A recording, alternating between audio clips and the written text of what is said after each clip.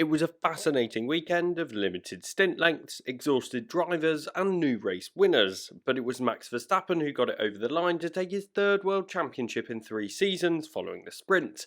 There's a lot to talk about, so here's my 5 things we learned from the Qatar Grand Prix. My name's Andy, and this is Behind the Drive. Title number 3. Max Verstappen took his third World Championship in Qatar, and interestingly, as seems to be the case with all his championships up to this point, he managed to secure his world title in unusual circumstances on Saturday after a strong sprint performance. Verstappen's third World Championship has undoubtedly been his most impressive yet. He's been in a class of his own all season, and seems to be unstoppable in his Red Bull with these aerodynamic regulations. Verstappen's driving in 2023 has been tremendous. He's been consistently brilliant, and his 10-race win streak midway through the season is a testament to this. For me, one of the most impressive achievements of Verstappen is his comprehensive and ruthless ability to beat Sergio Perez. Verstappen has been winning races by more than 20 seconds, and this is something that has shown his class each and every weekend. And in Qatar, this was no different. He only won by 5 seconds on this occasion as a result of the strategy, but it was clear he was comfortable out at the front once again. Verstappen's championship winning drive in 2023 was in the sprint race, and he became the first champion crowned following the points awarded from the sprint weekend being handed out. The sprint itself wasn't completely smooth sailing. The tyre challenges that plagued this weekend meant that teams entered the sprint race with limited knowledge of the tyres and how they would react during long runs. Verstappen opted for a medium compound tyre as he started third behind both McLarens, but he quickly dropped back off the line, losing out to competitors that opted for the quicker but less durable soft compound tyre. But during the sprint, it seemed like there was almost a switch turned, which suddenly put Verstappen and the other medium compound runners at a distinct advantage.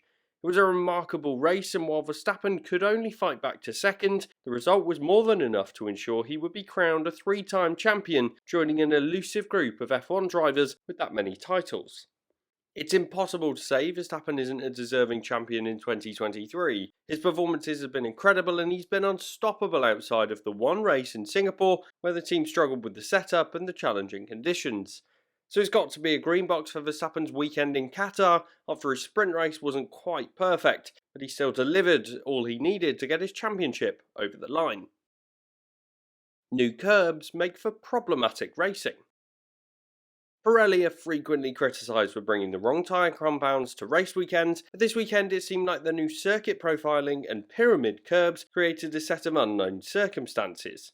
The tyre analysis following FP1 showed an unusual level of tyre wear, with the tyres at high risk of delamination when running for too long.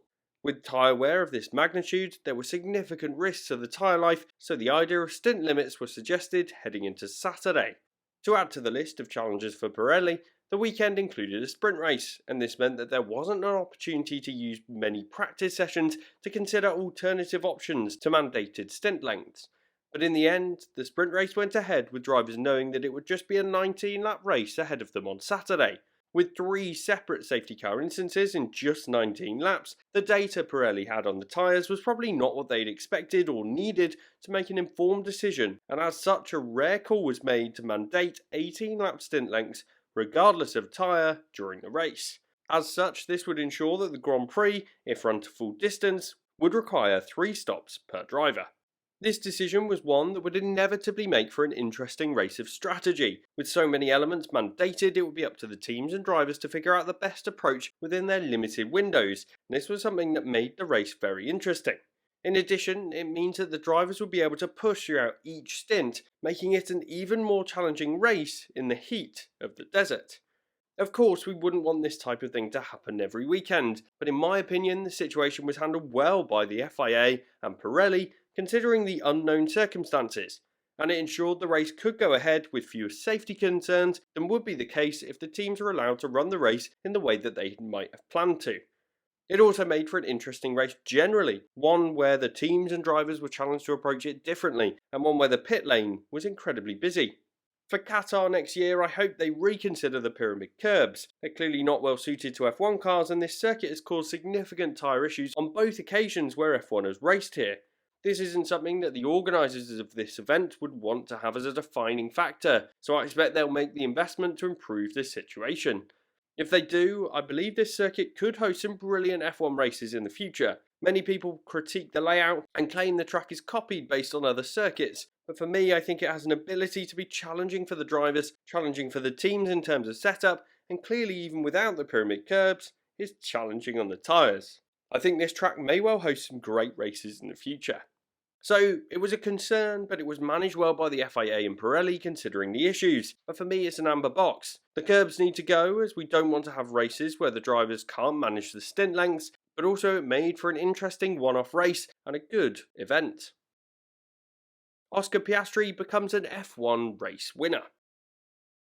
Both McLaren drivers made significant mistakes in Qatar this weekend. Both drivers found their Q3 lap times were deleted for track limit infringements on Friday evening. This was a common occurrence for drivers up and down the order, but it was something that the drivers and team should have seen coming and should have accounted for. The McLaren car was tremendously quick this weekend, and it shows how it is a great all-round car. But the two drivers qualified just 6th and 10th for the Grand Prix on Friday evening as a result of avoidable mistakes. But on Saturday, the team got it right. Learning from the mistakes of the previous day, both Piastri and Norris put in great laps to ensure they locked out the front row for the sprint race. This was then converted into 1st and 3rd at the finish, and it was a great way to secure 14 points for the team and continue to close the gap to Aston Martin for 4th in the Constructors' Championship. Within this, Piastri achieved his first F1 race win, and yes, it was a sprint race where Verstappen could have inevitably overtaken him with more laps, but it was still a brilliant achievement for the Australian rookie and something that somehow feels like a long time coming. The rookie driver did well in the Belgian sprint race earlier this year and has since achieved his first podium in Japan as well. Piastri was always a low-risk rookie driver in Formula 1. His performance and achievements in junior categories were incredible, and so even with a year on the sidelines at Alpine, it was expected that he would find a way to get himself into the top teams of Formula 1 pretty quickly. It seems like he's progressed through the year, and this weekend he's been on a similar level to Lando Norris, where he'd been slightly behind in the previous weeks.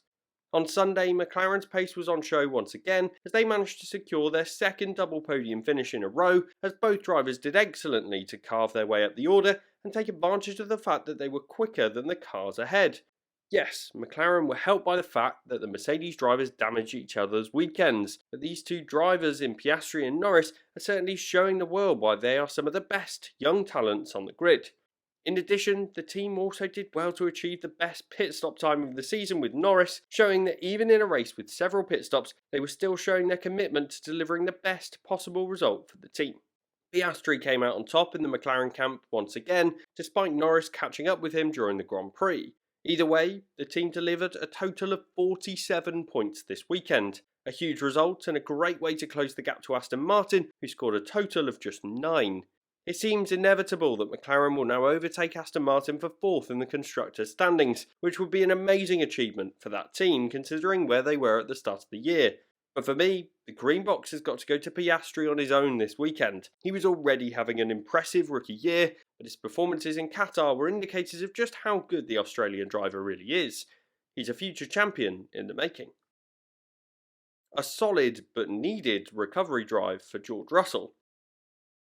The Mercedes drivers came together into turn 1 as Lewis Hamilton got a great launch on the soft tyres and tried to get around both Russell and Verstappen into turn 1, but the 7-time world champion turned in on his teammate, with Hamilton retiring and Russell being sent flying down the order, which not only compromised him in terms of position, but also in terms of strategy, as the subsequent pit stop meant he was forced into a 4-stop race while everyone else was tending for a 3-stop strategy. This move from Hamilton was disappointing. He was already frustrated with his tyre choice on the radio, and he knew he would need to make the most of his soft tyres at the start, considering he would then have a shorter stint compared to his rivals. But even so, it was a disappointing move from a driver that is typically difficult to beat in wheel-to-wheel racing. It was especially frustrating for the team, considering Ferrari were only in the race with Leclerc following a fuel leak being found on Sainz's car before the start of the Grand Prix. But it was Russell who managed to make excellent progress through the field as he went from the back of the order to 4th at the finish, showing the pace that the Mercedes car had this weekend. Without this incident, it would have been fascinating to see how they would have fought with the McLarens, as the Papaya cars had excellent race pace. But even so, it was good to see George Russell ahead of the Ferrari of Leclerc, despite the issue early on, which meant that the Mercedes team ended up outscoring the Italian team by 8 points in total this weekend. So on the whole, it's an amber box for Mercedes. It could have been an awesome race for the best of the rest behind Verstappen, but Hamilton's error cost the team in terms of that, and also their fight with Ferrari. But George Russell's great drive was one to remember, even with the four-stop strategy being mandated for the British driver. Alfa Romeo take advantage of new rubber. A surprise result in the desert was from Alfa Romeo. The team managed to secure a double points finish, which was surprising to see. It seems like the Alfa Romeo car occasionally gets into the right working window and suddenly becomes quite quick at various races through the year. This happened in qualifying at Hungary, where Zhou took 5th on the grid.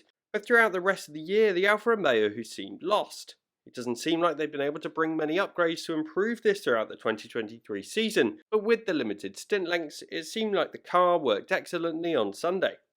Bottas and Zhou finished 8th and 9th this weekend, which meant the team secured 6 points, which is a 60% increase in their total points through the 2023 season, and it took them well ahead of Haas in the constructors' standings and up to 8th.